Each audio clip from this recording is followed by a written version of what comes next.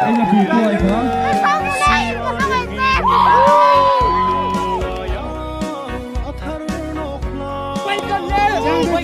Hoa có làm quý thầy trang em. Xe lên được.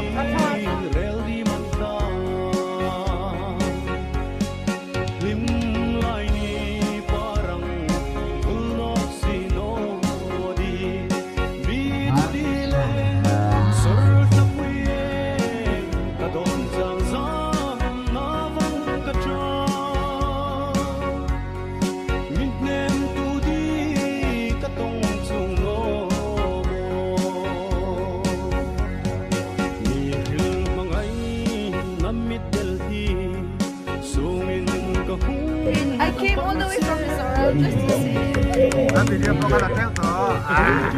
Cái xe điện có đồ rằng. Cũng là cái sự phát triển. Anh cứ thắng ra thì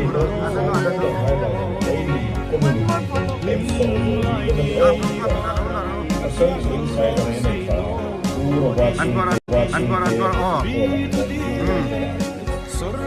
Ama nasıl kavunlar lazara. Hãy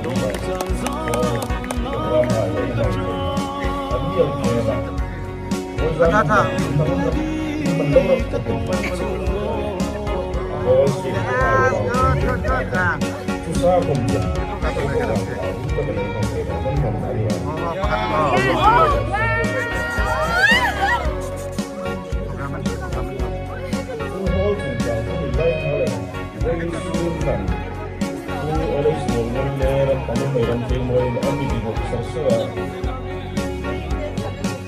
Ghiền Mì Gõ để không bỏ lỡ những video hấp dẫn.